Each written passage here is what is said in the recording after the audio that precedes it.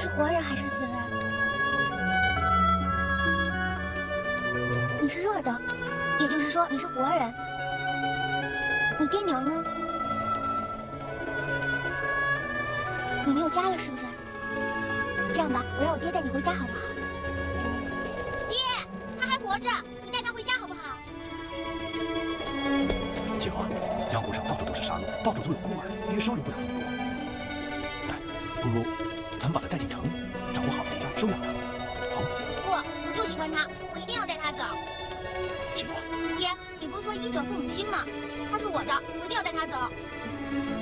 爹，我求求你了。最多今年的礼物我不要了。爹，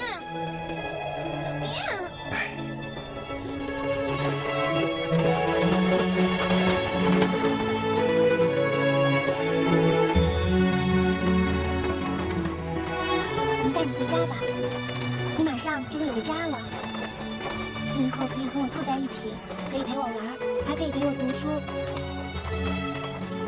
对了，你还记得你叫什么名字吗？3月里来，百花香，村里的姑娘采茶忙，1000个姑娘，1000种样。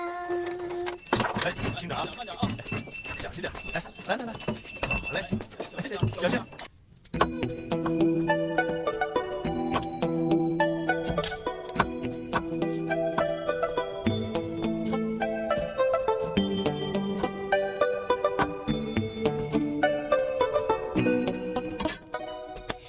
要死啊你！好学不学，学偷东西。这儿是济世山庄，那位是济世山庄的大小姐。她拿自己家的东西那是天经地义的，你算什么玩意儿啊？捡来的破烂货，爹敢跟她比啊？什么意思啊？我是打你打错了，还是骂你骂错了？你敢瞪我？好，今儿我要不把你这个来历不明的小贼调教好，我就不叫尤凤琴。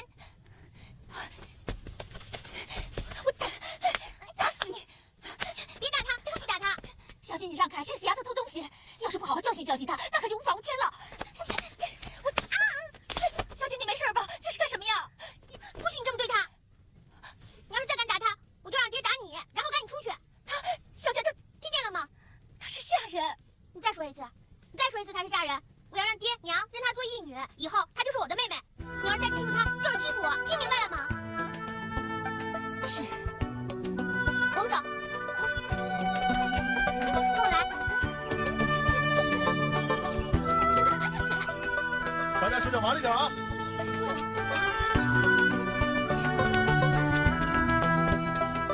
痛不痛？这些势利眼的家伙，你可真傻！他打你，你为什么不哭不叫呢？要不是我进去，你不就惨了吗？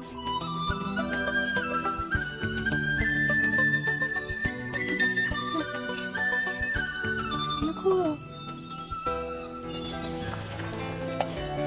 你放心，我不会再让他们欺负你了。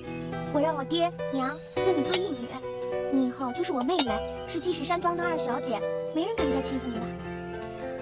思如，你说什么？思如，沈思如，你叫沈思如？太好了，我一直以为你不会说话呢。这个世界上只有你对我最好，你答应我，以后不管发生什么，我只相信你一个人，你不要丢下我，要一直对我那么好，可以吗？我答应你，我不会丢下你的，以后只要是我的，也就是你的。我们这一辈子都要紧紧地锁在一起，你看好吗？娘，我都说了多少遍了，您听见没有啊？听见了，听见了，不就是认思如做干女儿吗？对呀，那您答不答应啊？这事儿我不能做主，等你爹回来去问他。为什么我每次问您什么事儿，您都说不能做主呢？那当然喽，你要是女人，出嫁从夫，怎么可以擅自做主呢？为什么男人就能做主，女子必须从夫呢？自古以来就是这样的，这就叫传统。不公平，我就要自己做主。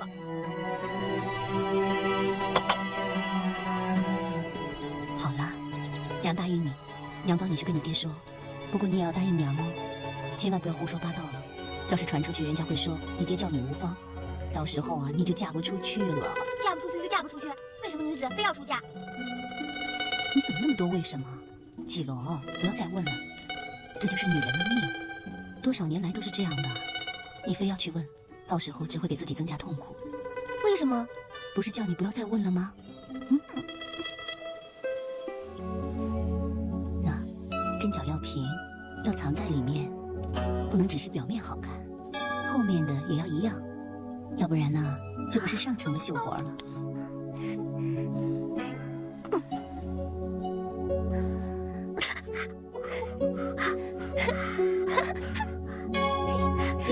你们看啊，这绣出的方向呢，一定要一致。起针的时候呀，要有中心点，松紧适度，用力一定要匀一些。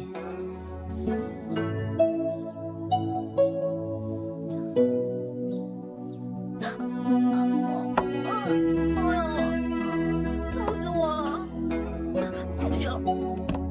绮罗，你不可以这样半途而废的。你看人家思如，思如喜欢，又不是我喜欢，也不能思如喜欢的，以后我都要跟着要啊。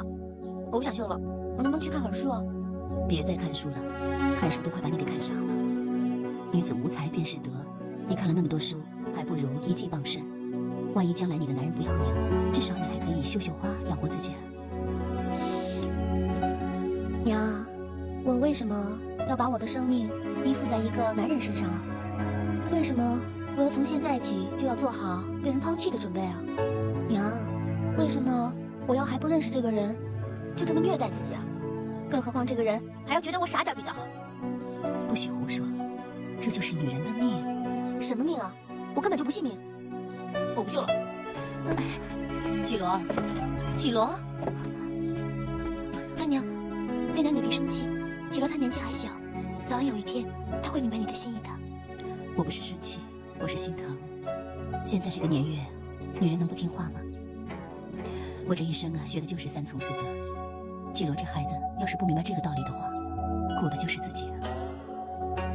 思如啊，你千万要记住，女人不可以太过聪明的。我真的担心绮罗以后过于锋芒毕露，那是要付出代价的。我明白。你要帮我劝劝她。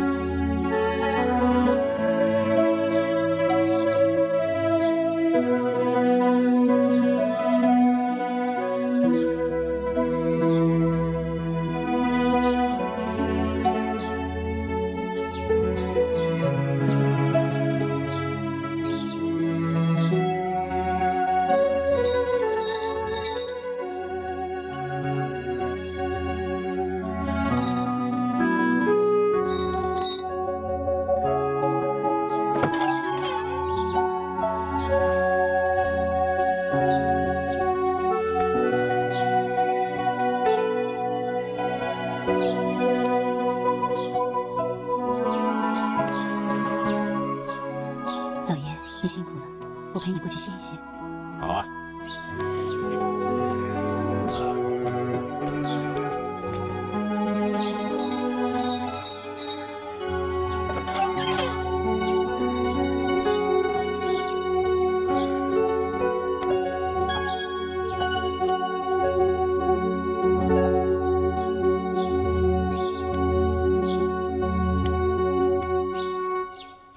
你这个男人就是我父亲，他就像所有的父亲，不懂得爱情。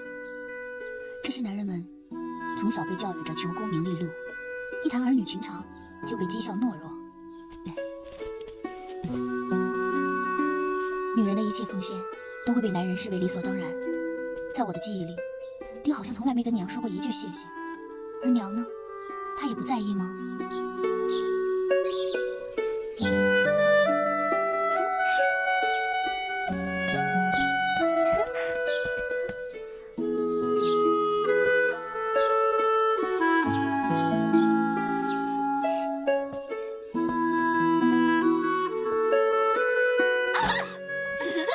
吓死我了！哎，你刚才想什么呢？思如啊，你不觉得这个世界简直太奇怪了吗？男人和女人没有见过面就要成亲，然后一辈子都要听一个陌生人的话，以他为天，几乎完全丧失自己。这样的日子，活着跟死了有什么区别啊？绮罗，男为前，女为坤，男在先，女在后，这本来就是天经地义的事情啊，你有什么好奇怪的？狗屁！绮罗，你又说粗话。为什么男人说粗话就是豪爽？哦，女人说粗话就是无耻。我偏要说，我偏要说。我要做一个不一样的女人。哎，你这个样子你怎么嫁出去啊？嫁，我当然要嫁。不过以后跟我过一辈子的男人，我要自己找。你上哪里找啊？朗朗乾坤，天底下一半都是男人，肯定有一个适合我的在等待着我。你的意思是说，你要到外面去找啊？不可以吗？我现在就去。不可以这样，绮罗，绮罗。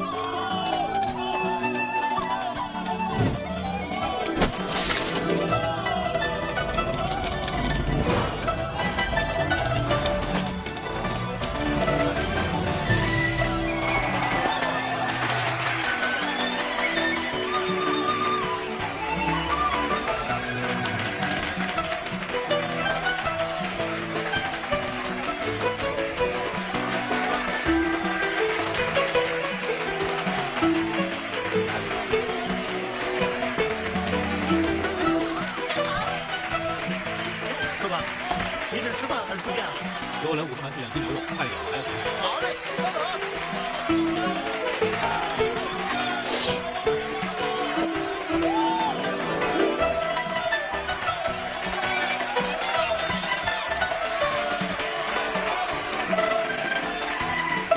请看，热的牛肉和馒头，这是您的酒，老板，请慢用。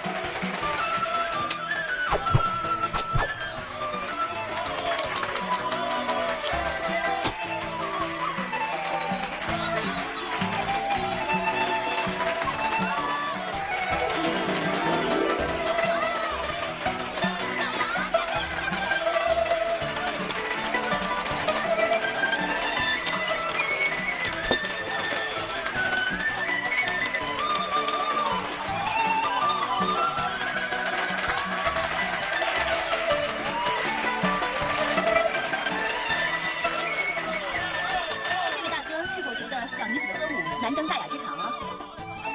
我不懂歌舞，那你为何不屑一顾？靡靡之音只会让世人沉醉于醉生梦死，于国于家都毫无建树。你可以选择迷惑，我也可以选择不接受你的诱惑。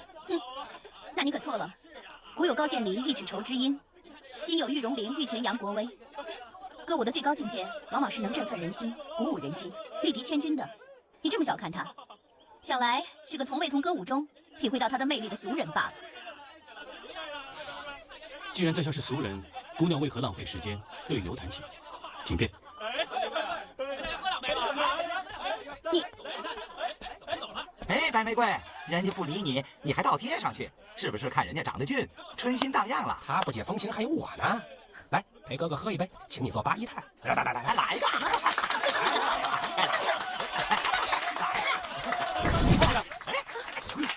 快走，小子，别多管闲事，不然让你好看。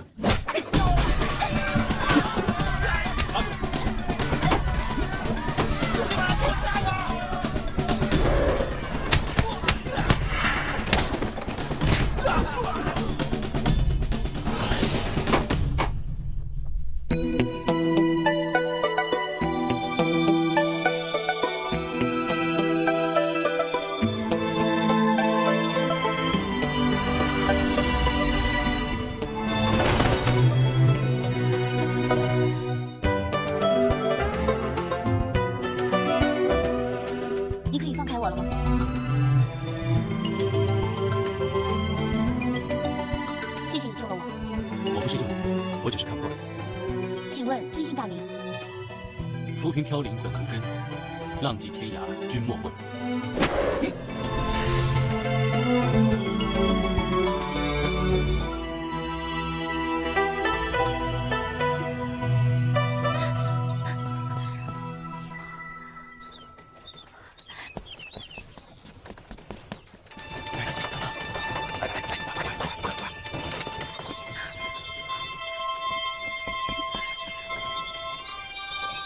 都快一点，来，快点！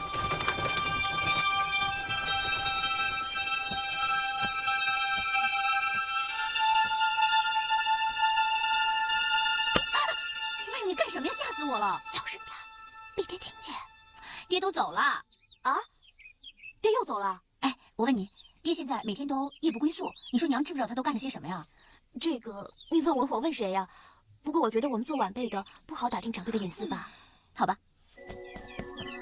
还叫夫人？是大姐。娘，你先下去吧，改天呢我再挑些好的首饰给你送过去。是大姐。娘，凤琴要出嫁呀？嫁是嫁，不是出嫁，是进门。进门？进谁家的门啊？傻孩子，还能有谁？当然是你爹了。我跟了你爹20几年，连个儿子都没替他生，我这心里啊实在惭愧。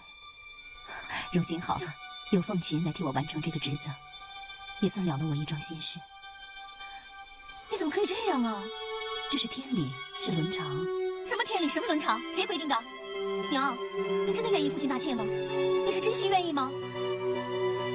这样总好过你爹他整天夜不归宿，流连在外面吧。你是说爹在外面？我只是猜测，没有证据。你猜测？那你为什么不查？为什么不问呢？为什么查什么呀？男人在外面逢场作戏是很正常的事啊。女人干涉太多的话会被人笑话。现在我给你爹纳妾，只是怕你爹熬坏了身子。凤琴毕竟是自己人嘛。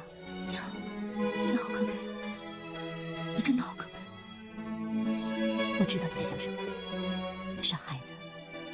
男人是天，逆天而行是大逆不道的。再说了，与其让你爹从外面带一个不相识的女人回来，还不如先替他选好。至少这个女人都是我选的，那他就不敢动我。如果将来他真的替你爹生了儿子，多少也会碍着我的情面，不敢动你。而且凤琴没有读过书，至少好掌控。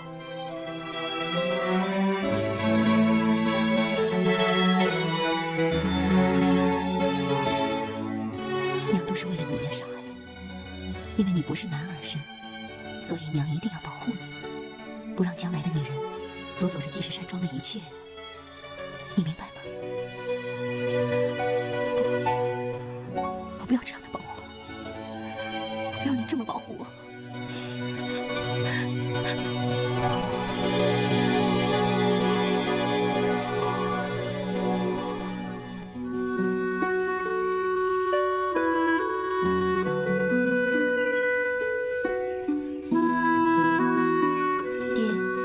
拗不过娘的一再要求，娶了凤琴。可是凤琴并没有留住他，他还是一如既往的早出晚归，去办他要办的事情。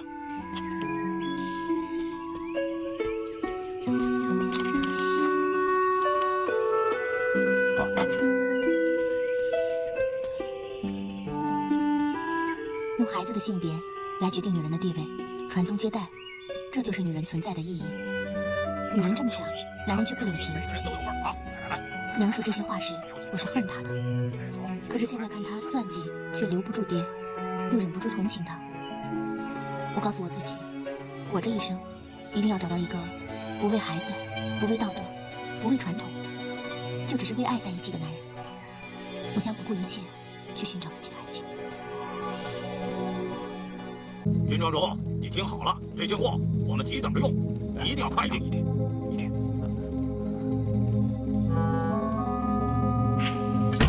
跟我走，快走！有人跟踪我们，就是他。你是什么人？壮士，赶紧放手，这位是犬子。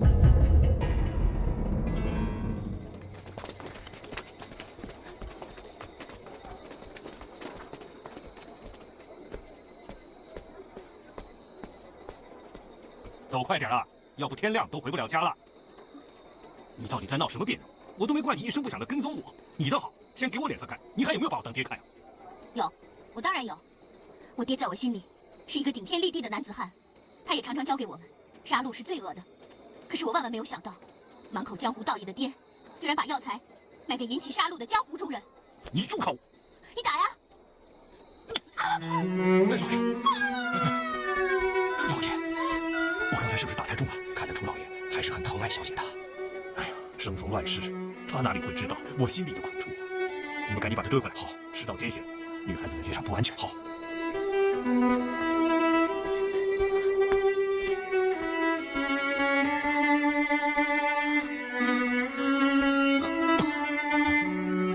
小兄弟，小兄弟。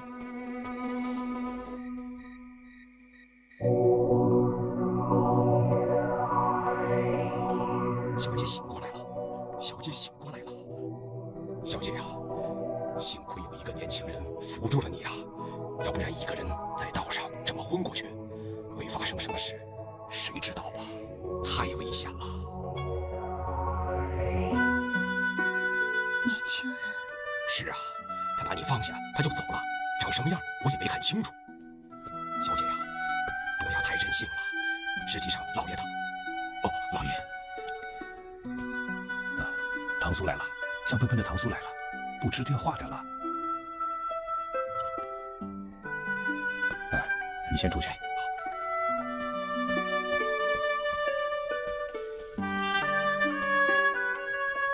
绮罗，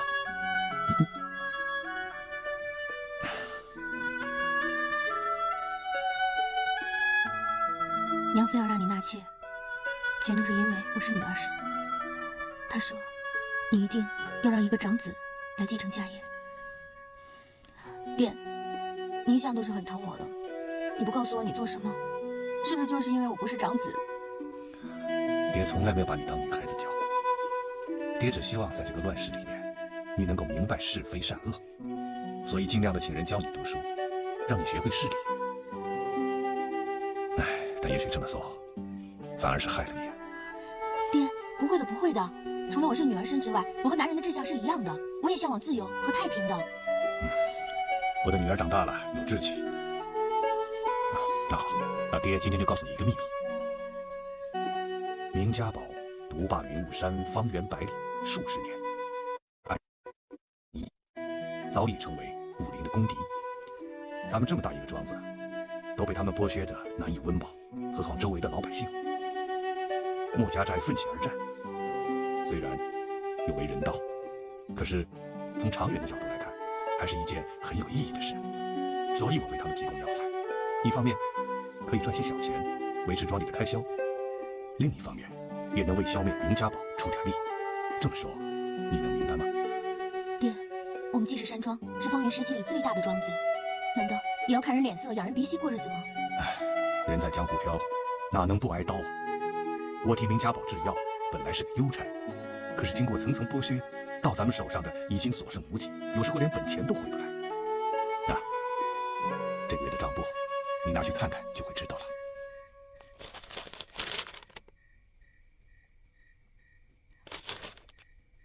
怎么会是这样呢？爹，以前怎么没听你说过呢？那你还让我跟我娘每天上街买新衣服，乱花钱？不告诉你，是怕你操心。身为男人，最起码要做的就是让身边的女人和小孩没有后顾之忧。有些事，男人承担就够了。你娘的心思，我怎么会不明白？她一直要我纳凤琴为妾，殊不知那反而增加了我的负担。不过，假如这么做能让她安心的话，那我就顺着她吧。毕竟她也将这个家里里外外都打理得头头是道。爹唯一放心不下的反而是你。绮罗，来，糖酥冷了，趁热吃吧。啊，爹走了。爹，你爱我娘吗？傻孩子，人的一生并非只是情情爱爱，更难解的是恩情和亲情。我对你娘有照顾之恩，你娘对我有呵护之情，这一切往往都比爱情来得深厚。又岂是三言两语能说完的？爹，如果你愿意，就让我帮你吧。你要是个男孩子，我早就要你接手了。可惜，就算你再有壮志，这世人看你的眼光始终还是个女人。我根本不会在乎外人怎么看我。女人太要强，是为世道所不容的。爹相信你的能力，但是只怕世人会不服气。你多看看思如吧，这才是女孩子应该做的事情。女孩子就是女孩子。好了，爹，爹，老爷，老爷，哎呀，你烦不烦呀？每天心思都放在生孩子上，现在正处乱世，济世山庄上上下下的人都忙着为这乱世多积累些家产，你们却总拿这些小事来烦我。老爷，这传宗接代怎么会是小事呢？等他成人时，如果凤琴能早点给你生个儿子，不就也能够帮你分担那些烦事了吗？你以为生个儿子就能分担我的担子吗？等他长大成人的时候，我都垂垂老矣了。指望儿子，还不如指望绮罗能嫁个入赘的。老爷，难道你不准备给绮罗找一个门当户对的吗？有钱家的少爷只懂歌舞升平，当官的也只会富盈攀附。我要为绮罗找的，哪怕只是个流氓混混，只要他有志气，我就愿意把这济世山庄和绮罗交给他。老爷，你怎么会有这样的想法？我们就绮罗一个女儿，怎么能把她嫁给流氓混混呢？老爷，你是不是不喜欢我？老爷宁可帮小姐找一个夫君入赘继承家业，都不肯给我生孩子。我还不如去死了。哎呀，老爷，都是我不好，没能给你生个儿子，你就看在我多年为这个家操持的份上，早日让凤琴服侍你吧。啊！哎呀，你们怎么那么愚昧呀？你想找个人给我传宗接代，只怕这儿子还没生出来，这家就已经翻过去了。老爷，讨不到老爷喜欢是我不好，让我去死吧。老爷你就答应我吧。哎呀，你们太胡闹了！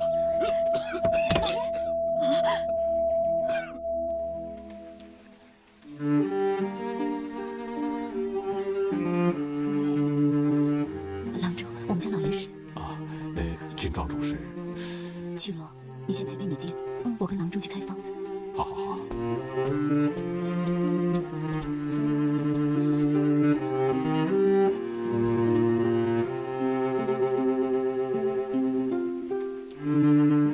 女人最可悲的，往往是因为她们既是敌人，也是同伴。她们一生伺候同一个男人，同时也争夺这个男人。我要我的男人，将来心里面只有我一个。我绝不允许有这样爱情的心机、名分的争夺发生在我的身上。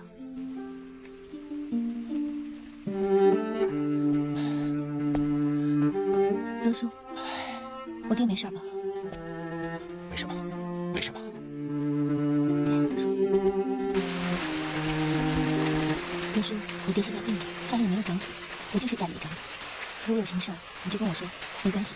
小姐，怎么，你拿我当外人看吗？那好吧，今儿啊，本来跟人家说好了，要行最后一批药材，可老爷忽然有病了，我也不会抬价呀。那能不能先用缓兵之计，让他们下次再来？这个我也想过，但那行不通，他们的样子很急，今天说不到药材，可能会找别家，这就算了。关键是我们用笔款压在他们那儿。是这样。那好吧，我去给他们说。这万万使不得，要是让老爷知道了，老爷会责怪我的。德叔，你还想不想做成这个生意？爹给我看过家里的账本，咱们家已经没有钱了，再失去信任，这以后怎么做生意啊？爹说过，先机和信任都是做生意的不二准则。你就放心交给我吧，爹那边我会担待。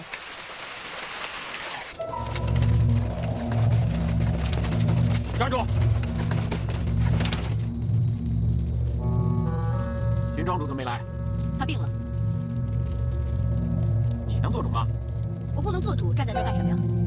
再说，你买药材，只要药材好，跟谁做生意不都一样吗？你开的价钱太高，500两银子可以买到双倍这么多的药材了。哼，你如果能在外边买到药材，也不至于找到我们济世山庄来了。再说了，我们干的全都是掉脑袋的活，当然要掉脑袋的价钱了。你的价钱还是太高了。打开。你这是干什么？我爹说了，出门的药材不能回去，再拖就没有第二批了。好，500成交了。不是500，是600，因为现在好的药材更少了。600就600。收。请问这位兄弟，你们买这批药材是为了对付明家堡吗？肖庄主有胆，不过做生意的规矩你不懂，不该问，你爹绝对不会问。英雄，现在江湖恩怨四起，我只是敬重各位英雄而已。其实告诉你也无妨，这批药材是穆家寨的穆正长老，他四处搜集药材、兵器，还有粮食，还有各位兄弟。如果有一天你在钱堆里醒过来，也不要忘了找我们呢。走，走了，快点，快点！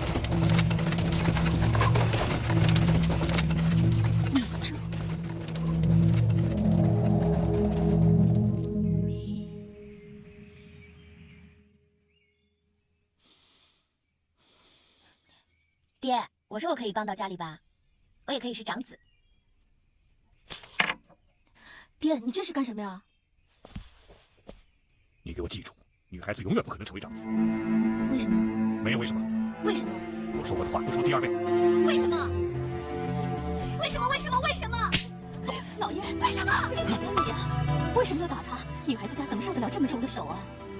娇娇这小脸都打红了。我打他是为他好。我知道你恨我，可是我不得不这么做。现在你在自己家里，我还能出手管教你。要是有一天你去了别人家，可能连挨打的机会都没有了，你明白吗？我不明白，我只是想帮你，帮这个家。我为什么连个为什么都不能问？季罗，别追了，让他走。老爷，这到底怎么回事啊？怎么了你？连你也不懂规矩，要打破砂锅问到底。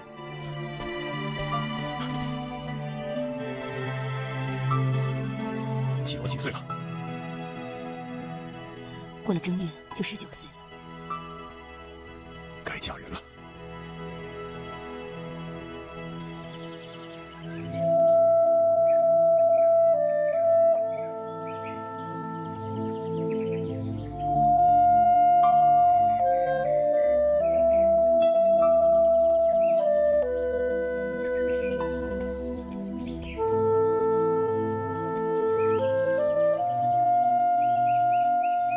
还疼吗？干爹怎么舍得打你呢？你到底犯了什么错误啊？对不起，思如，这是我和我爹的秘密，不能告诉你。我明白。不过像你这样多好啊，可以跟自己的爹分享同一个秘密。可是我，连我爹什么样子我都记不得了。思如，季罗，你可不可以再给我讲讲你发现我时候的样子啊？好啊。当时你好小，在一片尸横遍野的乱葬岗上，根本就找不到你。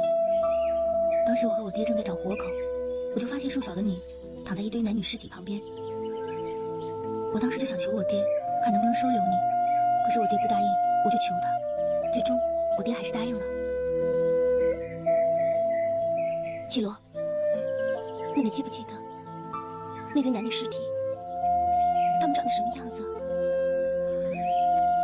思如，我没看清楚，你都问我好多次了。那你为什么不帮我看清楚呢？如果要是那样的话，我至少可以知道我爹我娘长什么样子。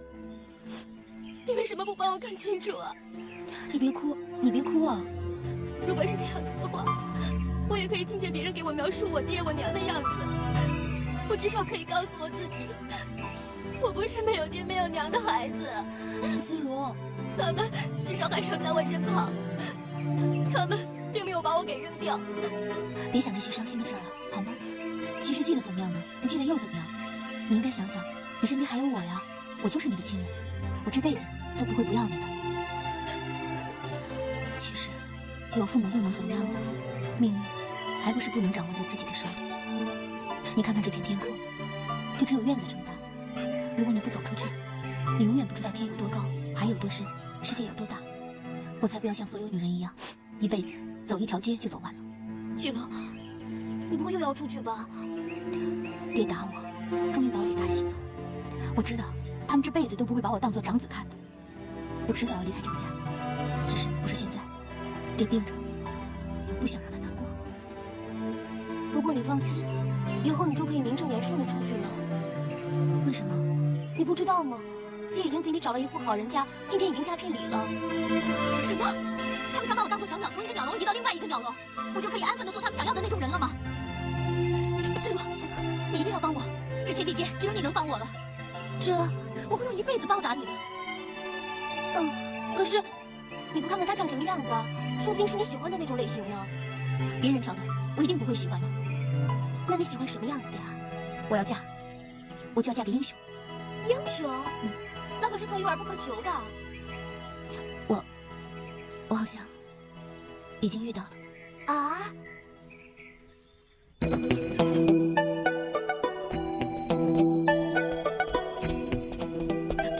哎，这位兄台，你是？我是君无忌的长子君大年。哦，原来是君师兄啊！失敬失敬，在下凌伯年。哎，我听说你要娶我妹妹君绮罗，对不对？对对对。师兄为何如此叹气啊？难道觉得在下配不上你妹妹？哎，不是的，你能娶我妹妹，我们全家人都感激不尽。我来是特地谢谢你的，谢谢。师兄这么一说，莫非君小姐她有什么不可告人之事？那不会，我妹妹端方大，敏慧充才，既有倾国倾城之貌，又有举世无双之才，所以。我要成亲，我要马上回去娶我，师兄，这是你妹妹？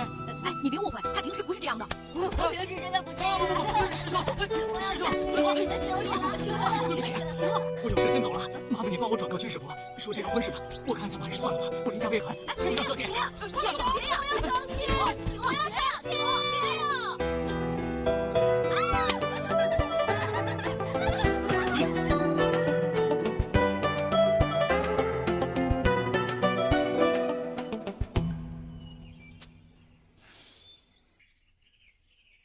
好好的一门亲事就这么搞砸了，绮罗，这一定又是你的馊主意。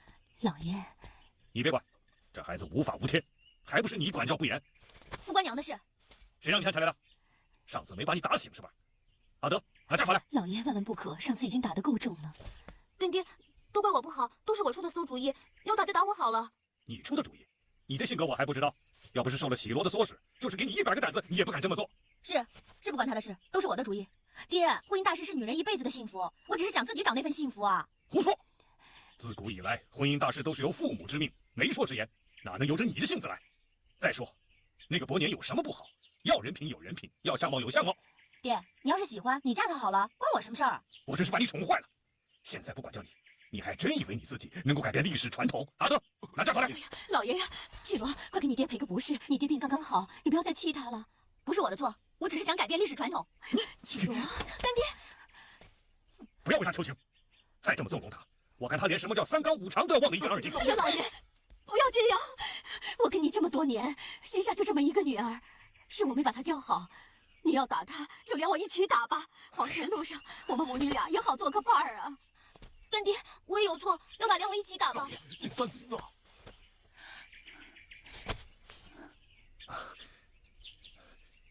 这回就看在你娘的份上，饶你一次。你给我跪在列祖列宗面前，好好反省一下，什么时候知错了，什么时候再站起来，还不跪下？跪，这样你不打他，我和他一起跪。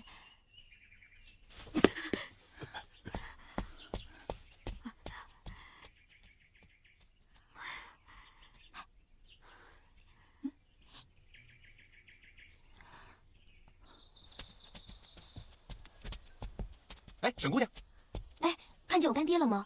怎么又给老爷送点心了？干爹都气了一天了，我想如果吃点他喜欢吃的东西，可能心情会好一点吧。沈姑娘，你真孝顺，不像小姐，老是惹老爷生气。哎，要我看，你才像老爷的亲生女儿呢。哦，对了，老爷就在那边，你过去就看到了。谢谢啊，没事。你才像老爷的亲生女儿呢。老爷呀，今天这事儿，小姐和沈姑娘都有错，你怎么责罚小姐一个人呢？这样是不是有点太不公平了？自己的女儿不疼，反而偏私啊！阿德，你不懂，绮罗是自己的女儿，要打要骂都是为她好，迟早她会知道是为她好。自如她是养女，别人家孩子要教训，总是感觉不够理直气壮，是不是？老爷用心良苦啊！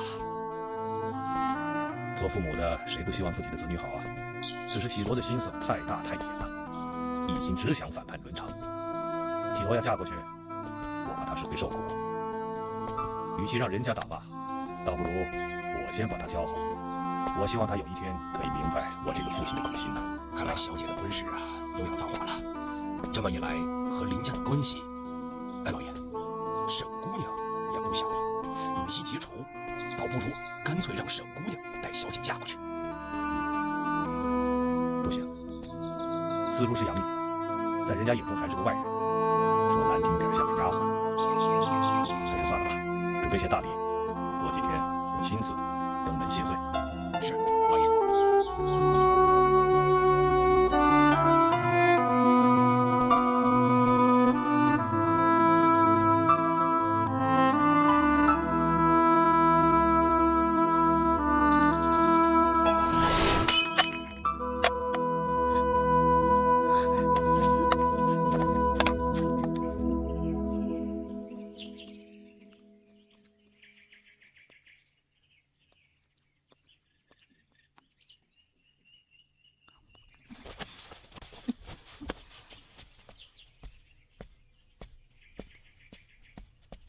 绮罗，你没事吧？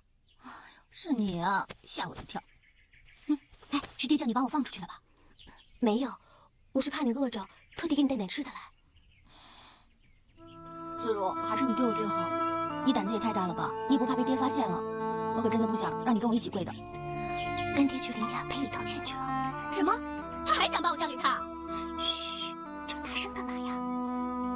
绮罗，其实干爹挺疼你的，他给你介绍的人家一定都是很好的人家，至少他就没有为我这么着想。停，我可不想让你为他说好话。哎，思如，这样吧，你把我放出去吧。啊，这怎么可以啊？万一干爹知道了，那我怎么交代呀？你就说是我自己跑的，跟你没关系。再说爹的性格你又不是不知道，他不会把你怎么样的。可是，哎呀，我一生的幸福就在你身上了，我求求你了。思如是个养女，在人家眼中还是个外人，说难听点就是个丫鬟。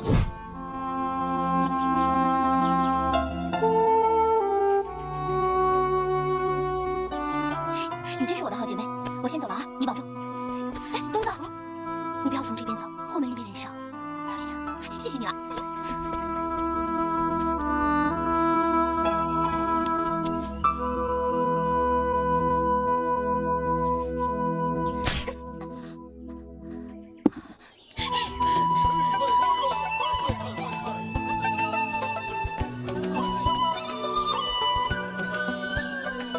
小姐，你数花吧，便宜了。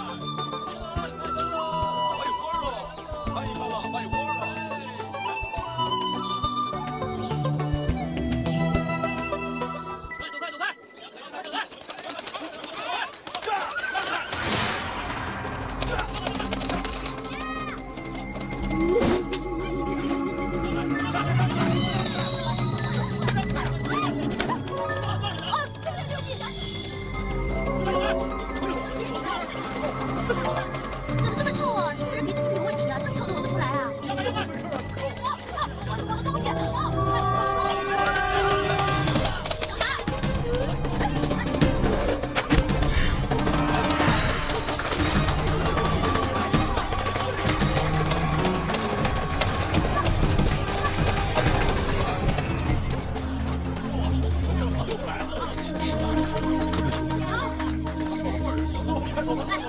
太厉害了！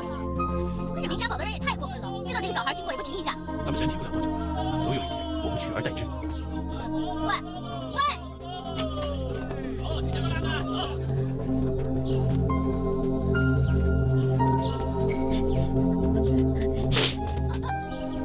说，什么人派你来的？为什么跟着我？没有人派我来啊，我只是看你武功高强，又有侠义之心，想跟你交个朋友。可你这个人疑心病也太重了吧？我从不跟你交朋友。喂，大侠，我说过了，我不交朋友。那你总可以告诉我你叫什么名字吧？不要再跟着我了，否则掉了脑袋就不划算了。喂，哼，神气什么？总有一天谁掉谁的脑袋还不知道呢。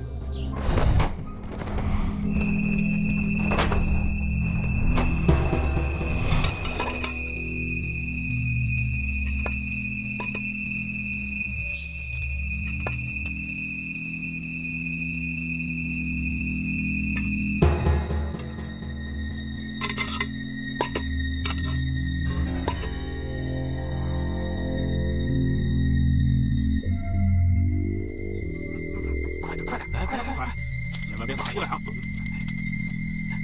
赵总啊，这么多烟雨究竟是要来干什么的？堡主行事向来高深莫测，咱们做下属的，谁敢多问呢？是你要是好奇，自个上去问去。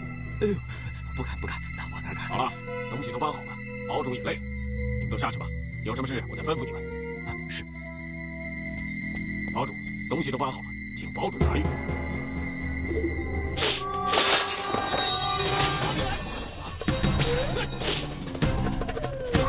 来人呐！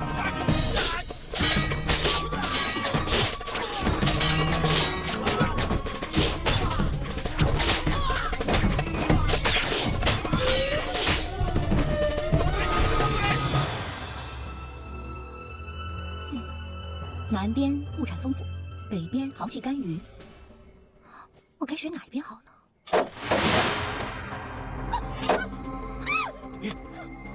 外面有人追我，帮忙！是你啊？哟，你不是不需要朋友的吗？我看我帮不了你。小兄弟，假如我收回那句话呢？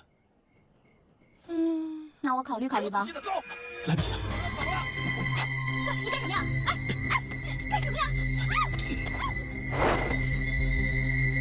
爱情往往是突如其来的，有时候你不一定要见到他的样子，但你会记得他的气息，他手腕的温度，他拥抱你的力气，然后你开始牵绊，开始如影随形的回荡在你的记忆里，然后一夜之间，你懂得了爱情，你相信你们会相爱，这一切都是命中注定。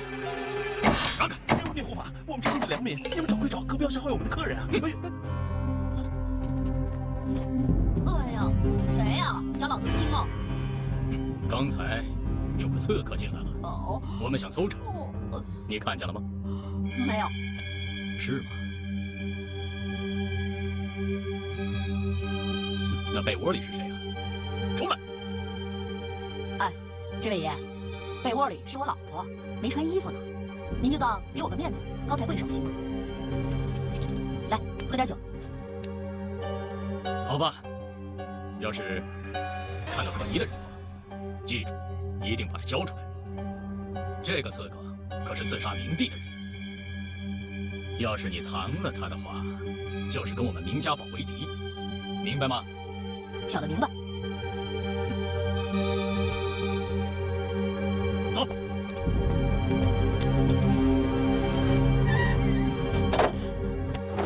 原来你是刺杀明帝的刺客，你好大胆子啊！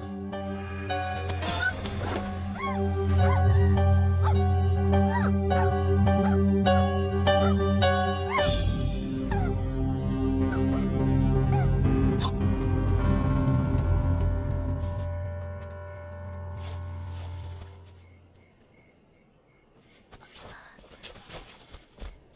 哎，他们好像真的走了。小兄弟，大恩不言谢，后会有期。喂，哎，我救了你，你就这么走了？你太不讲义气了！喂，你至少告诉我你叫什么呀？喂！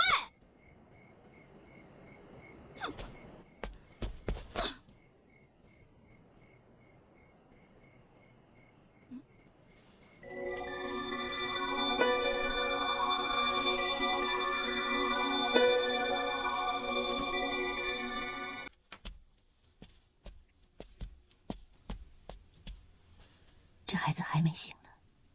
打得那么重，我真不明白，齐罗跟思如从小情同手足，就算他要走，也不应该下手那么重啊。也许女儿真的是被你打怕了，你老说要用家法打她，她能不逃吗？齐罗虽然叛逆，但他从来连一只蚂蚁都舍不得伤害。反倒是思如，他什么事都放在心里。你还记得他们小的时候吗？他们两个一起抓蝴蝶。你们别摔着了。知道了。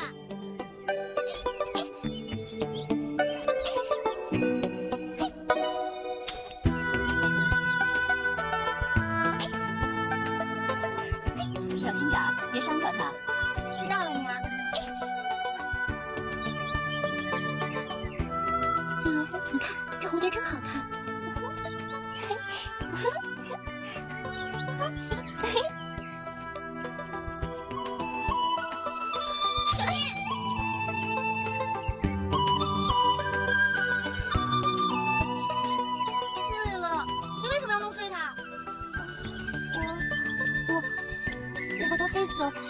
抓住他。没关系的，思如不是故意的。蝴蝶碎了，都怪你，都是你。哎，思如，哎，思如，你怎么了？快找郎中去！蝴蝶死了，提了那么伤心，我也陪不了他的蝴蝶，我也死了算了。思如，对不起，我不是怪你。思如，痛不痛啊？哎，好了，我先把他进去啊。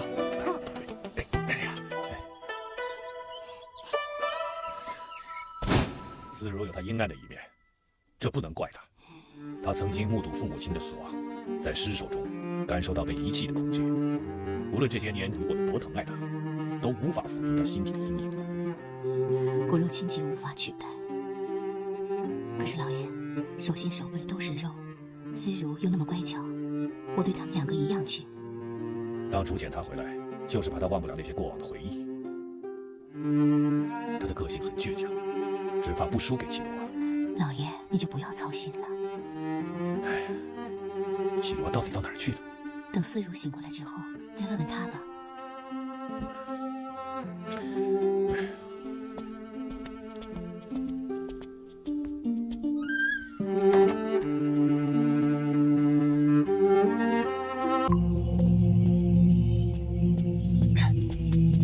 老爷，你看，那俩男人走过来了，快行动吧，快站住！干什么呀？打劫我没钱的。长得倒不错，配得上我女儿。阿达尔，动手！是。哎，你们干什么呀？哎，放开！放开我！放开我！快我是的。放开我！你们放开我！来了，放我下来！哎，你别跑啊，子月！你们干什么呀？来了！放开我！放开！哎呀，你们干什么呀？把我抓这儿来干什么呀？你放心，我们呀不是坏人，就是想跟你啊结个亲。来，计时一到，快拜天地呀！快呀！干什么呀？这是！拜天地，快点！哎，走开！走开！走开！哎，这位小哥，我知道我们这么做有点强人所难，可是我们实在是没有办法呀。林家堡的堡主死了，要让未婚的少女去陪葬。我已年过花甲，膝下就这么一个女儿，你就可怜可怜我们吧，救救我们吧，求求你了！你们这是干什么？求求你，我不是不帮你们，我真的帮不了你们。帮帮我们吧！我也是个女的。哎呦，别热闹了，各位听到，奉方舵主的命令，让你家的女儿为堡主殉葬。哪个是啊？他就是他。哎，他是什么呀？他就是啊！放开我！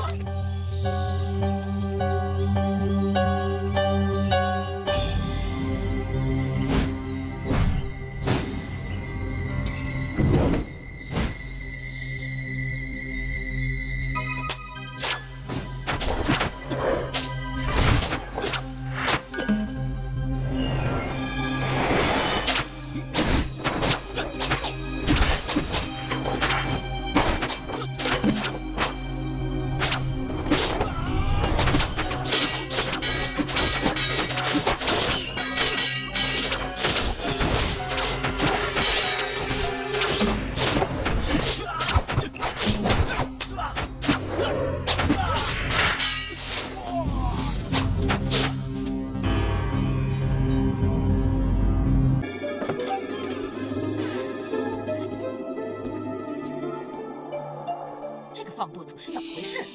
难道他连蜡烛都要省了？来人，看看去。是。怎么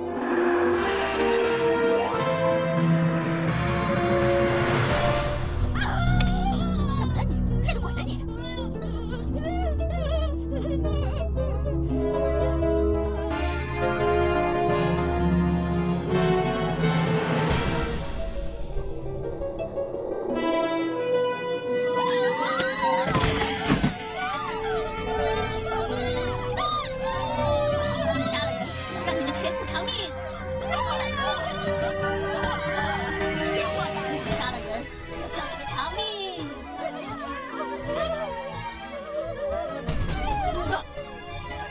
不是鬼啊！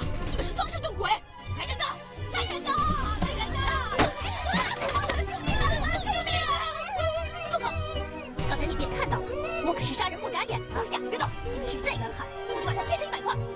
时间不多了，大家赶紧换上衣服，然后把他们都绑起来。看，啊！姐妹们，都换好衣服了吗？准备好了，那我们走吧。走走走，快点，快点。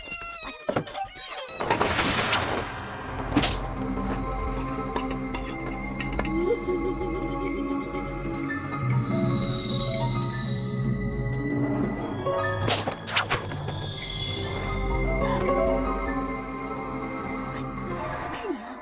你是谁？我的玉佩怎么在你身上？我还我！不，你别碰我！这玉佩是我的东西，你最好物归原主，否则别怪我不客气。生儿，今天名家宝芬多四处都有少女奔逃，方才还有另一群人也进来了，看来今天不是咱们紫砂这老狐狸的好日子。生儿，你抓他干什么？我是名家宝抓来陪葬的，好不容易才逃出来的。哎，生儿，让他走吧。你叔叔说过，我们绝对不可以暴露自己的身份。现在这里太乱了，我们先撤退，然后再跟你叔叔商量。走。喂！你也不知道救我，就只知道拿回玉佩，你根本不知道我是谁，对不对？喂，你跑哪儿去了？我正到处找你呢，这里的出口全部给人守着，根本就出不去啊。那我再到前面看看还有没有别的出路，你们在后面跟着，如果有什么不测，你们就赶紧逃，知道吗？知道了，知道了。走，走，走。哇，这名家宝芬垛还真够大的。哎，老大，听说这方垛主养了一批美人鱼，你说这美人鱼长什么样啊？咱们有没有机会见识一下？哎，老大，我们还是走吧。未经允许就闯到后堂来，说句句不礼貌。哎，书呆子，就你话多，你不想想老大现在什么身份？老大是名家宝芬垛垛主的助手。哎，你说随便逛逛又怎么样啊？我知道老大现在的身份，可是好了，舒怀，我们兄弟三个好不容易来这种地方，不好好享受一下，怎么对得起自己？相信我，我保证不会有事的。老大，干嘛？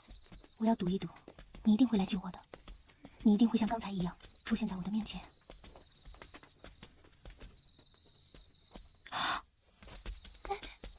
我就知道你会来的。谁会来啊？原来名家宝芬垛是这样欢迎客人的。对不起，我刚才是看到一只老鼠跑过来，我太害怕了才过来的。你们这么多人准备去什么地方？我们是名家堡的厨娘，是奉方垛主之命去准备宵夜的伙食的。哦，这么年轻就当厨娘，实在太可惜了。哎，老大，老大，老大，坏人，快抓他们！快点，就这样，他毫无征兆地闯进了我的生命。我怎么也想不到，自己的下半辈子竟然会跟这个泼皮无赖扯上关系。但也许一切因果早在这一刻已经注定。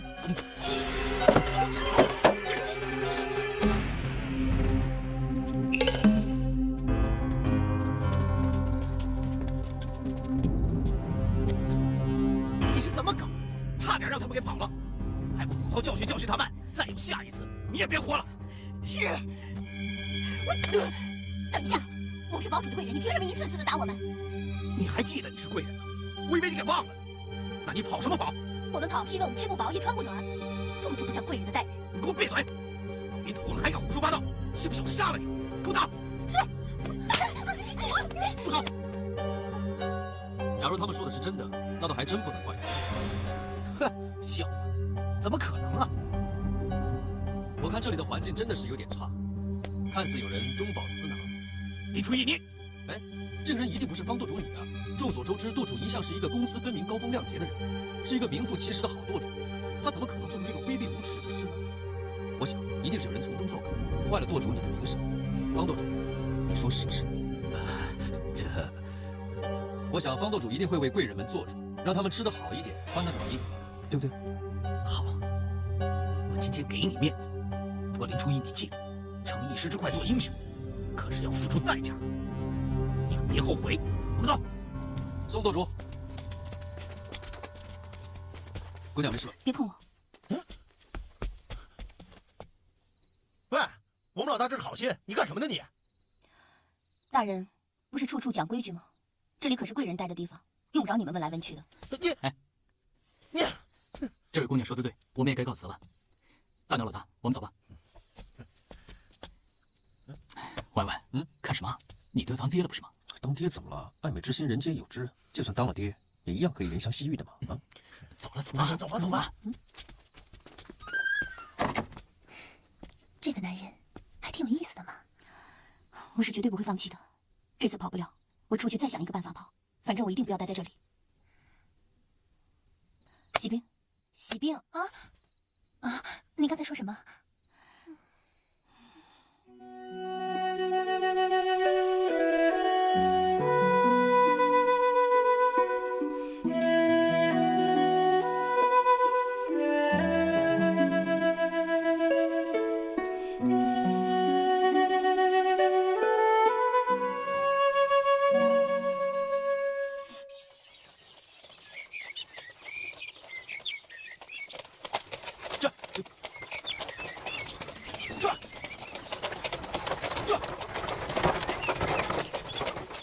哎，老大，你可真够意思啊！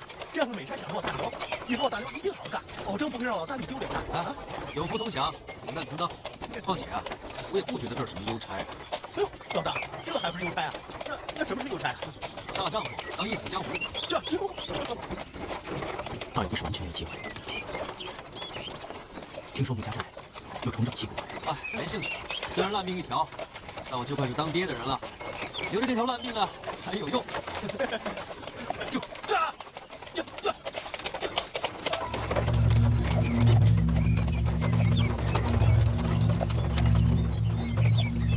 喂，你想什么？我想，擒贼先擒王。太阳快下山了，我们必须马上行动。你还不想放弃啊？越难办的事情，我越想去尝试。哎，听我说，等一下咱们大家装肚子痛，然后他们放咱们去方便的时候，我们就逃。大家听明白了？听明白了。哎呦，哎呦，肚子疼！痛死了！痛死了！早上的食物好像有问题，我们大家全都在肚子痛。怎么回事？林相主，他们全都肚子疼，好像吃了什么不干净的东西。这样吧，大家先停顿休息一下。你找几个兄弟，带他们去前面的树林里面解决。这怎么？可是相主啊，他们可都是谋主的女人，这样盯着，似乎打不进，不太好吧？笨，你把眼睛闭上不就好了？你不看，又没人逼你看。是。来来来，来。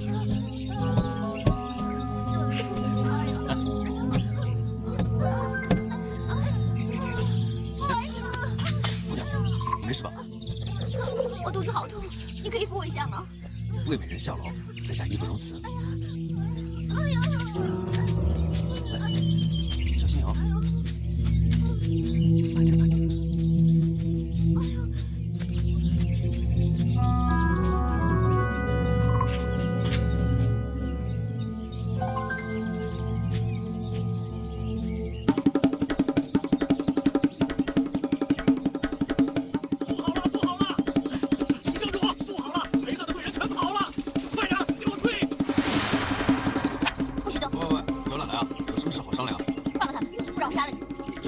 好不容易才拿到这份差事，如果放了你们，我怎么向上面交代？我们是无辜的，凭什么让我们给一个已死的人去陪葬呢？我也是无辜的，我就快当爹了。如果你杀了我，我儿子就没爹了。你说这公平吗？谁听你油嘴滑舌的？你别以为我不敢动手。牡丹花下死，做鬼也风流。你放肆！忘了告诉你了，我不会武功。当我有任务在身的时候，从来不会让这武艺高强的兄弟离开我3尺之外。好，快点走，快走，走。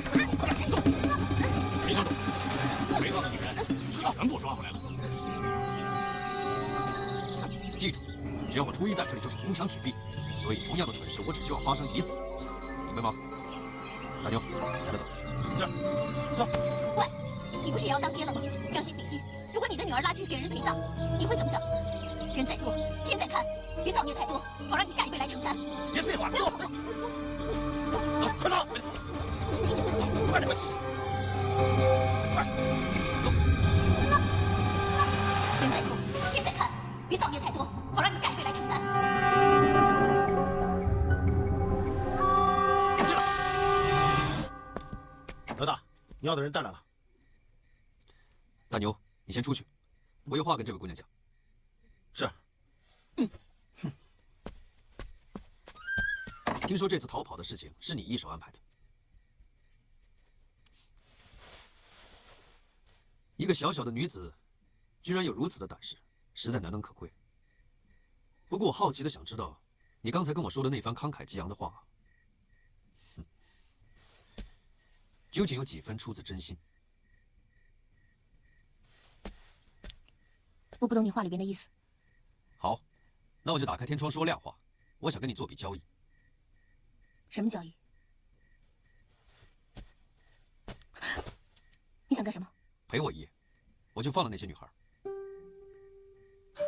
话说的那么漂亮，我还以为有多伟大，原来也不过是想自己苟且偷生罢了。你说话算话？绝不食言。那你把灯灭了。你。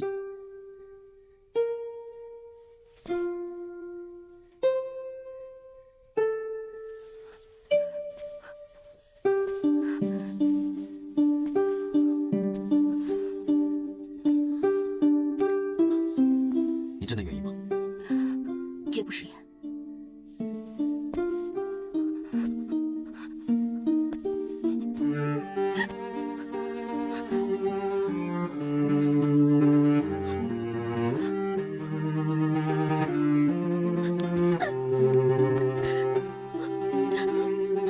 求你。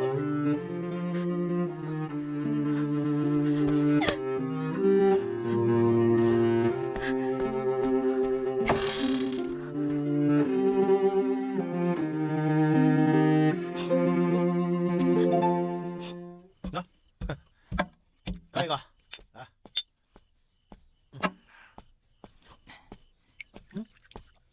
哎，你看，你看，哦，哎，老大，这是怎么了？你看看。为什么？我不勉强任何人，特别是女人。你没有勉强我，我是心甘情愿的。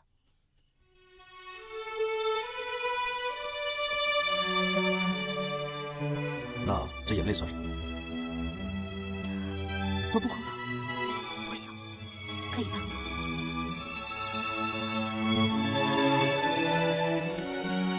你是个好女孩，好女孩不应该随便在男人面前脱衣服。大牛，哎，老大，把那些女孩全都给放了。啊，这，老大，私访陪葬的女子等同背叛，要处以极刑的。叫你放你就放，一切由我承担。是老大。你走吧，一切都过去了。你是个好人。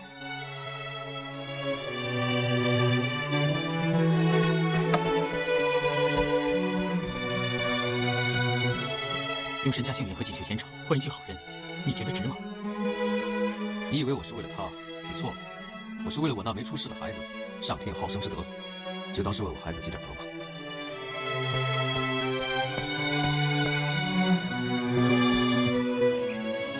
绮罗，保重啊！我们走了，我们走了，保重啊！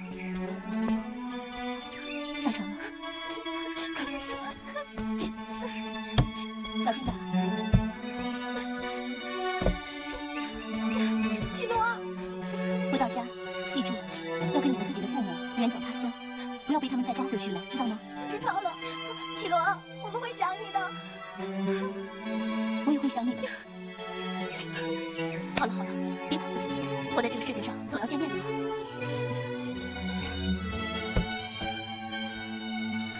船家，开船吧。好嘞，走了，开船了。绮罗保重，保重。再见。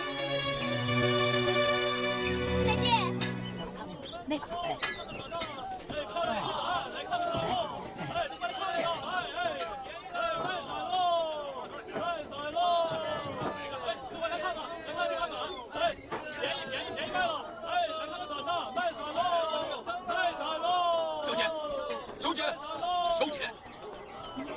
小姐呀，找的你好苦啊！德叔，你来的正好，我需要干净的衣服，还有些碎银两。小姐，跟我回去吧。走走走，别任性了。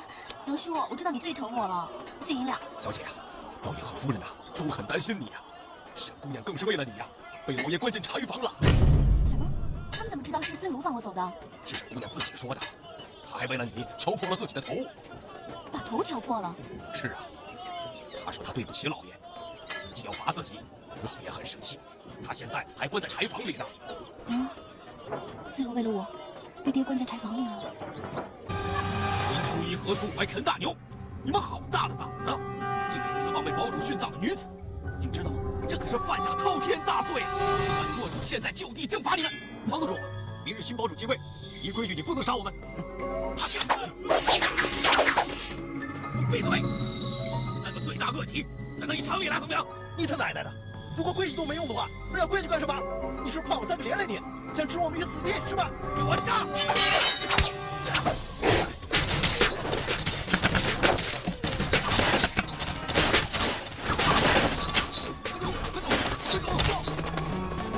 快，要让他跑了！对。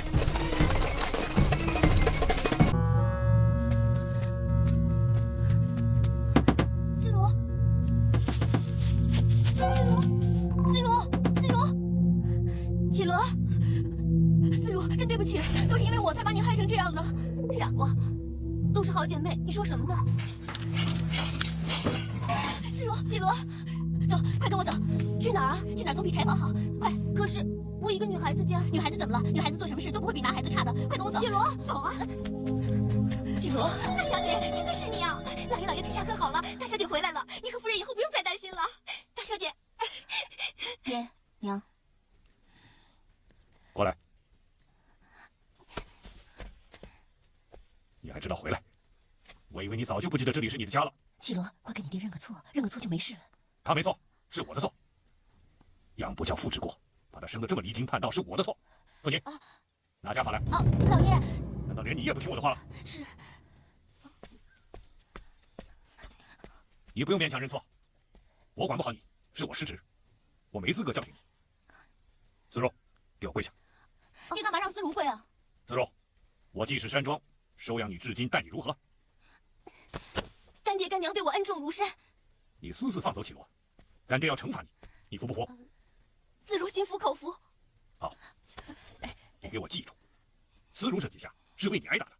假如你还有点良知的话，以后做人做事之前好好想想，否则，你娘、你二娘和思如都会为你所犯的错误付出代价。爹，绮罗，老爷，干爹，你别打绮罗了，都是我不好。老爷，是我不好，你打我吧。思如，我就两个一起打，看以后还敢不敢不听话，敢不敢离家出走？别打，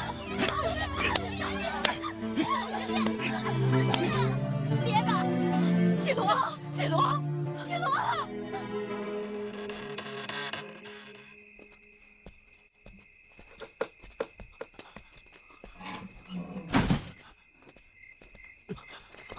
怎么这样了？你守着点。爹，娘，爹，老大怎么样了？没人呢，我去那边看看。我们去那边看看。老大，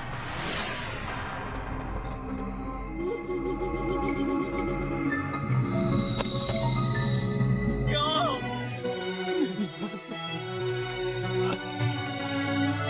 怎么会这样啊？怎么会这样？不要，是我对不起你，是我对不起你。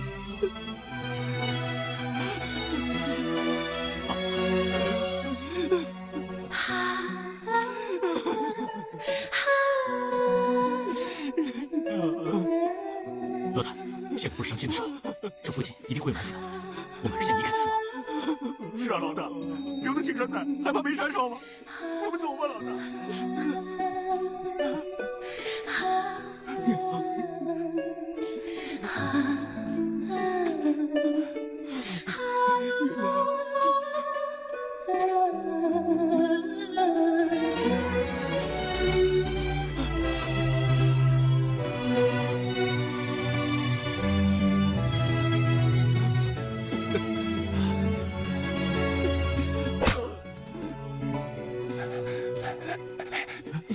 老大，好像伯父。饶上你了，不要杀我，不要杀我，不要杀我呀！不要！伯父，饶命！爹，伯父，爹，我是初一啊，爹。初一，我是初一，是初一。爹，来，伯父。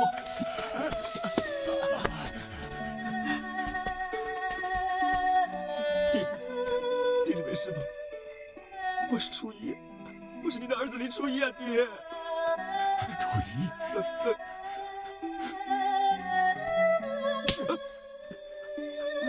我没有你这样的儿子，你娘你媳妇都叫你给害死了。你滚，你滚，我不要见你。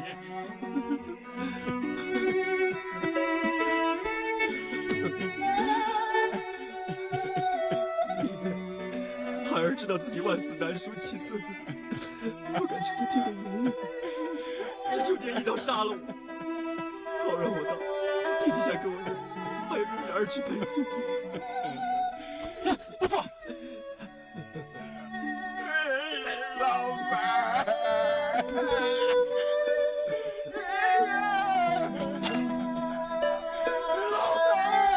我的老板。爹，既然你下不了手，那就还用自己来。干什么呀？别喊我干什么？别这样！够了！难道你嫌我今天失去的亲人还不够吗？身体发肤，受之父母，你林初一没有尽到半点孝道，你没有资格，没有资格。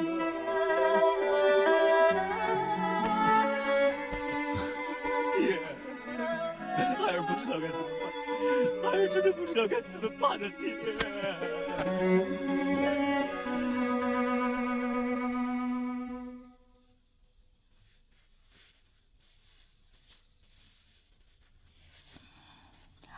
思柔，季罗，怎么样？你现在疼吗？要不要我去叫郎中？都怪我不好，要不是我的话，你也不会这个样子了。思柔，你别哭啊，我好好的，一点都不疼。你看我还能动呢。哎呀，还说不疼，肚皮开肉绽了。你怎么那么傻呀？跟爹打的是我，你为什么替我受过呢？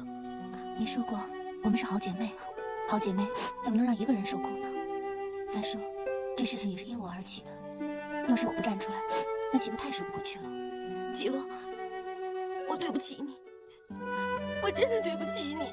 好好的，说什么对不起呀？你别管了，反正我跟你发誓，从今以后我都会信任你，我绝不辜负你。如果我说话不算话的话，我就不得好死。思如，你知道吗？刚才你没醒来的时候，我简直懊恼死了。我真的不应该放你走，要不然你就不会这个样子了。不，如果事情重新来一遍的话，如果让我选择，我还是会选择走的。为什么呀？因为我遇到爱情了。啊？他是谁啊？他现在在哪儿？可惜我们走散了。不过没关系的，有人还会再相见的。哎，我听说女娲庙求姻缘特别灵的，等你病好了，我陪你一起去。好啊。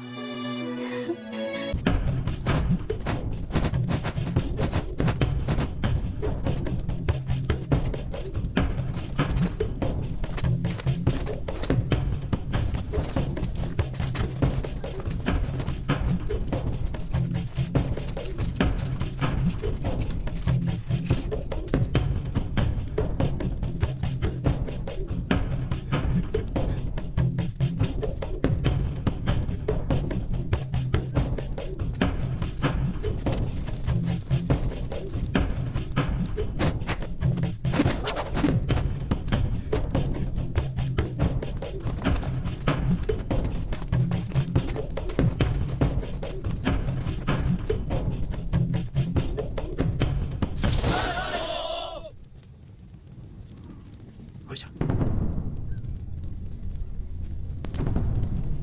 跪下！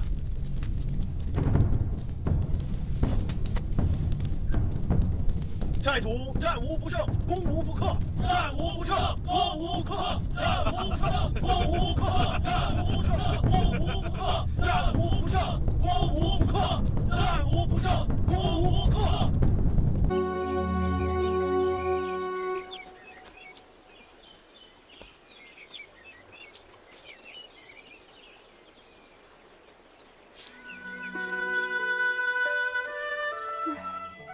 这个绮罗怎么回事？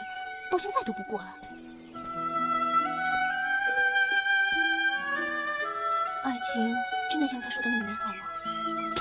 为什么我就没有遇见过一个让我动心的人呢？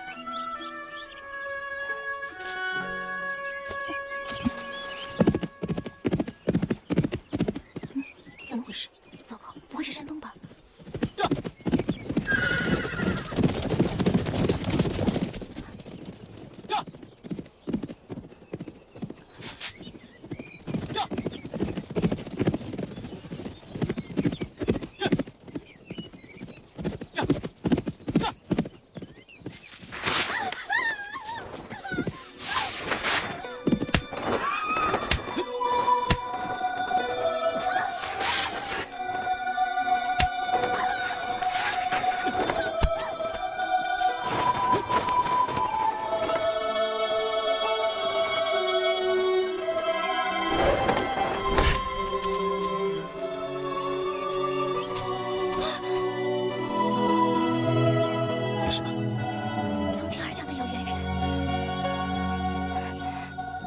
以后不要乱跑，那边很危险的。啊，是。冷是吧？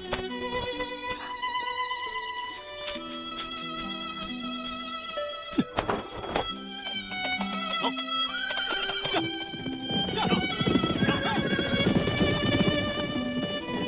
原来这就是心动。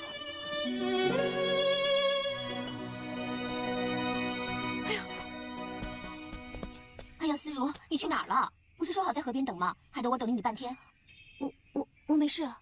我知道，你平时很少出门的，我真应该陪在你身边，不应该让你一个人久等的。对不起啊，思如。喂，你有没有在听我说话呀？绮罗，谢谢你啊，谢谢你让我去河边等你，谢谢你让我等了那么长时间，谢谢你。我怎么说呢？总的来说，我要谢谢你，真的太感谢你了。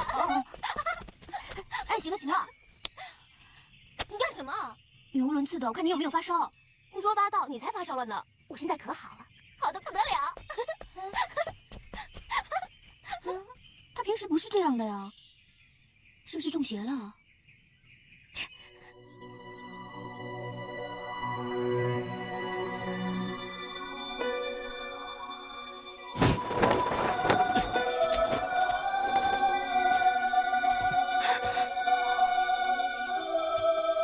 没事吧？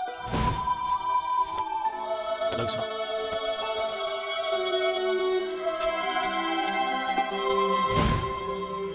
在下眉头，却上心头。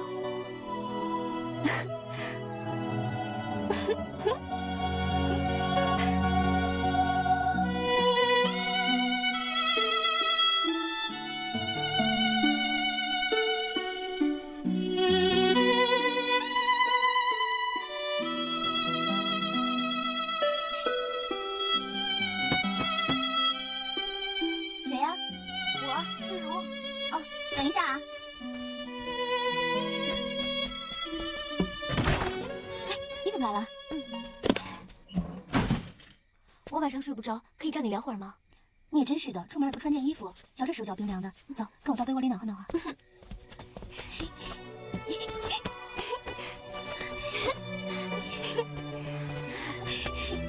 哎，你还记不记得我们小的时候经常在一个被窝里聊天，你聊到天亮？记得，怎么不记得呀？那时候我们多开心啊！现在你都不怎么过来找我了，老是说什么亲生不亲生的。可是我说的是事实嘛，我本来就不想让人家觉得我没有分寸。你呀，就是想太多了。这个家根本没有人把你当外人看，你就是我的妹妹，亲妹妹，这辈子都不会变的。可是，好了，别可是了，你再可是我把你推出去。啊，不要嘛，我今天晚上就想跟你一起睡。你怎么了？神经病似的，怪怪的。没事。哎，绮罗，你说喜欢上一个人是什么滋味啊？你有心上人啦？没有，只是随便说一说而已。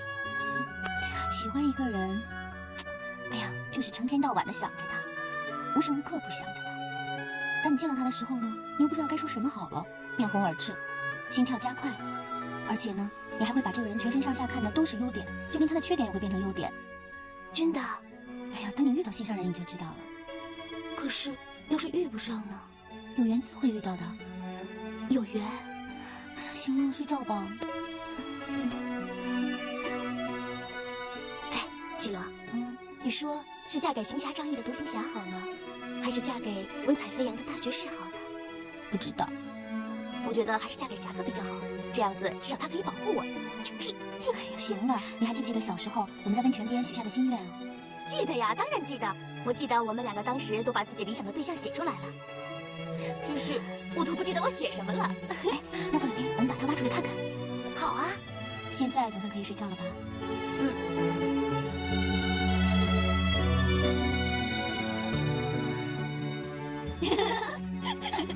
你看我。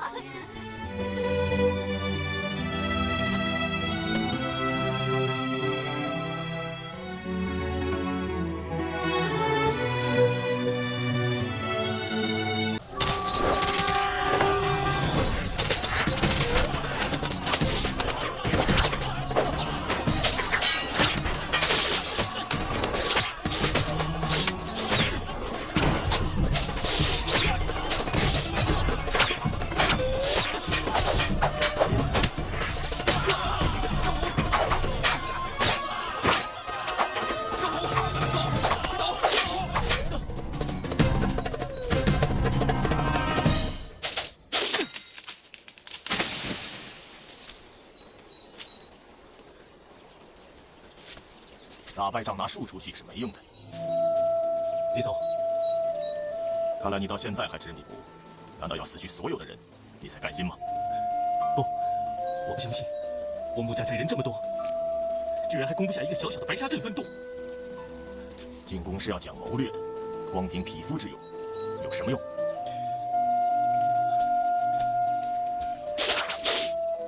什么事？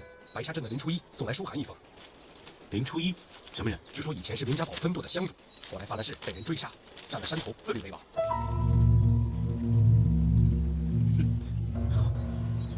几个小喽啰，居然敢妄想跟我平起平坐，我看他们是疯了。明白了，少主。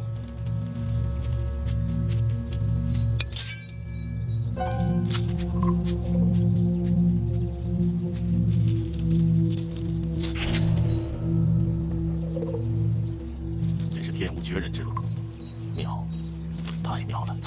洪良，在。送信的人现在在哪儿？这个人就在前面，立刻叫他来见我。这，你们少主那儿，我会担待他。是。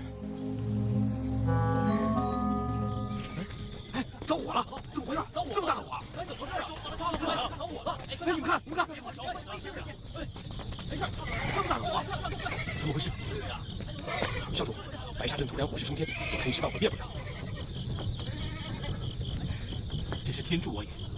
叫大家整装待发，立即进攻。是，少主。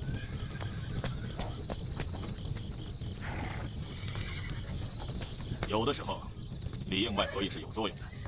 如果你早听我的话，这把火早就烧起来了。我是福星，就算我不听你的，老天爷也会帮我。你就看我怎么打下白沙镇吧。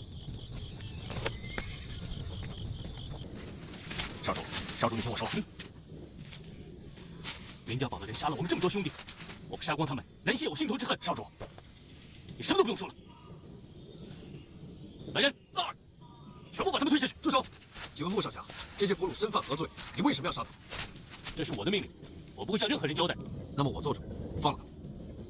哼，你们是谁？凭什么？在下林初一，就凭我跟你平起平坐。少主，白沙镇的火就是他放的。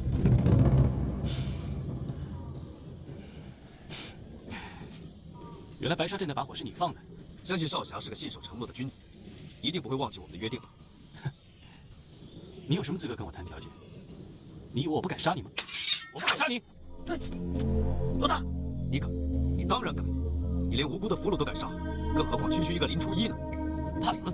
我林初一引狼入室，罪该万死。如果救不了他们，就让我跟他们一起去死，当是赎罪。老大，哎呀，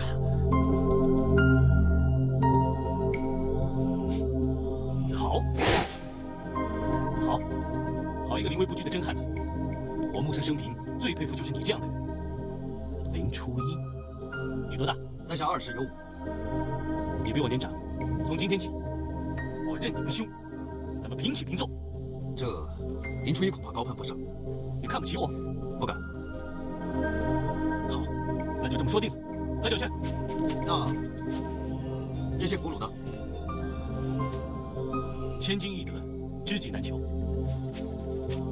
既然大哥说放了他们，我就放了他们。所有人都听好了，今天是我义兄林初一要放了你们，你们要好好的感谢他。多谢大家！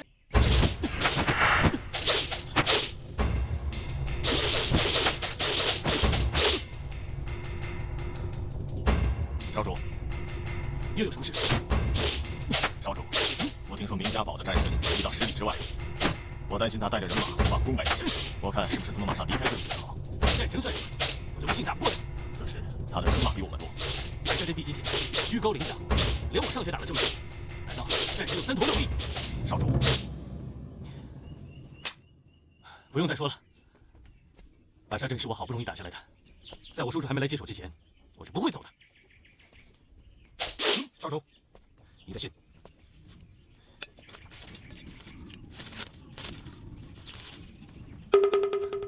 帮我备马。是。少主，你这是要去哪里？林大哥约我去喝酒。少主，林初一此人城府极深，我看你和他还是保持距离比较好。先生，当初叫他跟我平起平坐的是你，现在叫我跟他保持距离的人也是你。你说，我到底应该听哪个？少主，我是在为你担忧。你还记不记得，他为俘虏求情的情形？那种天生赌徒的气魄，一眼就看出其人气质不小。再加上你当着俘虏的面将面子卖给他，其实人心的归向已经很明白了。少主，得人心者得天下。我看你是以小人之心夺君子之腹。林大哥这个样子，也只是天性善良，没有你说的那么不堪。就算是我目上所向披靡，难不成我会怕他们3个山野村夫不成？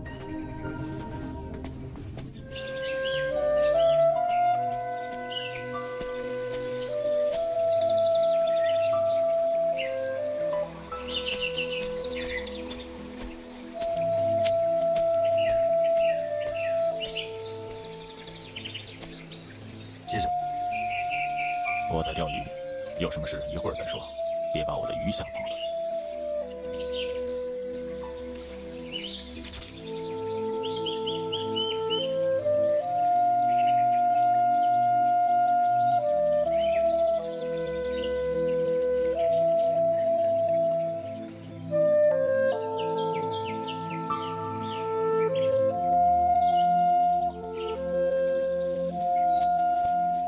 先生，你都等了1天了，究竟想说什么？先生威名远播，初一早有耳闻，一直想找机会聆听先生的教诲，希望先生不吝赐教，初一感激不尽。你会前途无量的。先生，先生，我知道你想说什么，不过烈女不是二夫，忠臣不是二主，我吃的是穆家寨的饭，你应该明白吧？是，初一唐突了。知遇之恩大于天，看在你诚心求教的份上，我送你一句话：此地不宜久留。我马上就要走了，你也赶紧走吧。是。你就不问问我为什么？我相信先生。好，青山常在，绿水长流，我们后会有期。后会有期。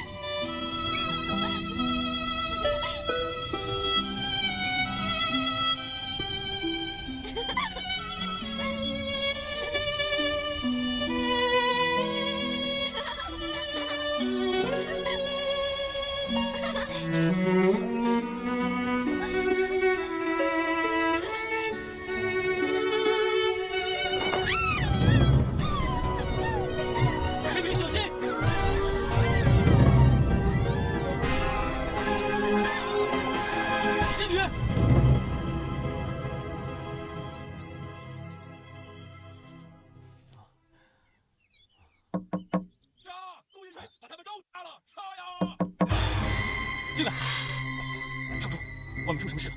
战神带着林家堡的人冲进来了，我们溃不成军了。什么？林大哥嫌算子呢？四下都找过了，还是找不到，估计是离开了。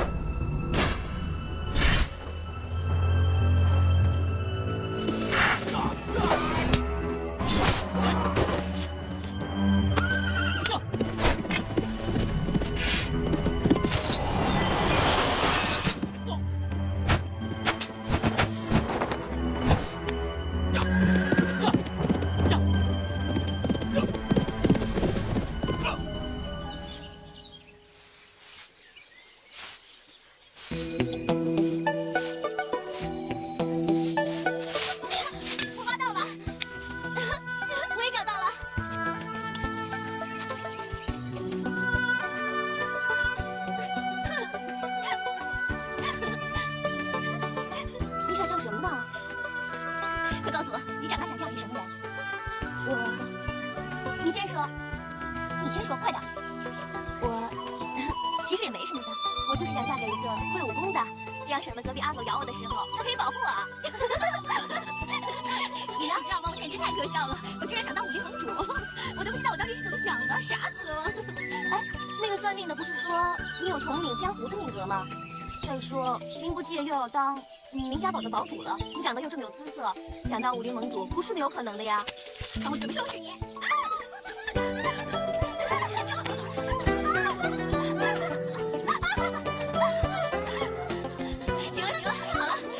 饶过你，小时候是小时候，那么现在呢？现在你想嫁给什么样的人啊？现在，现在我要嫁给一个威风凛凛、武功高强、不是很坏，但是又有点坏的一个男人，还要有万不能敌的本领和举世无双的才华。最重要的是，面对困难绝不退缩，勇往直前。对，就是那种相貌不一定要很出众，但是一定要够豪爽的男人。糟了，怎么了？咱俩要是有一天同时爱上一个人怎么办啊？啊，那我一定会让着你的，因为君家对我有恩，我不会忘恩负义的。思如，我不要。如果真的有那么一天的话，你千万不要让我。我们把选择权交给对方，让他来选择他到底爱谁，这样就不会伤到我们姐妹的感情了，好吗？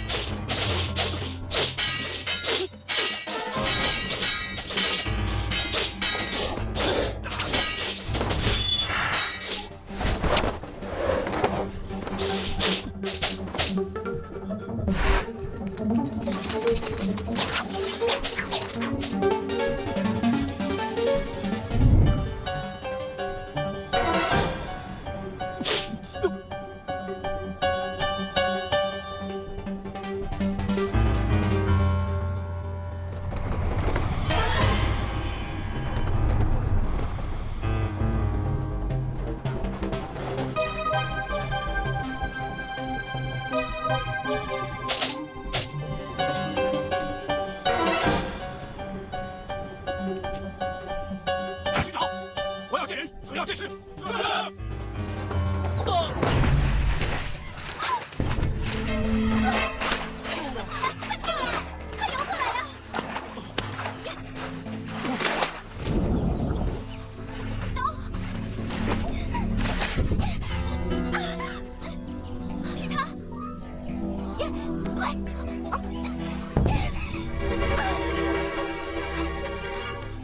随便你扶好他，我去捞刀。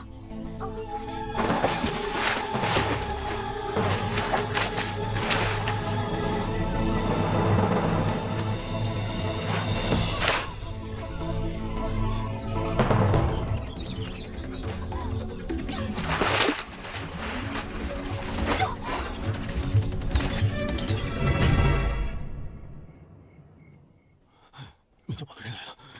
明教堡的人，杀出去！杀出去！杀出去！这位大哥，你不要动，不要动啊！这位大哥，你们过来！越动伤口会越严重的。明教堡的人，这位大哥，你不要动啊！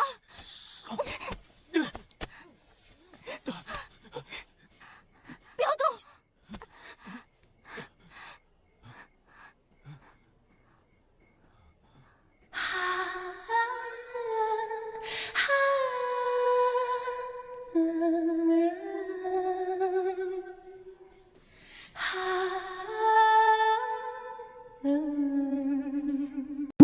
记得点赞关注哦。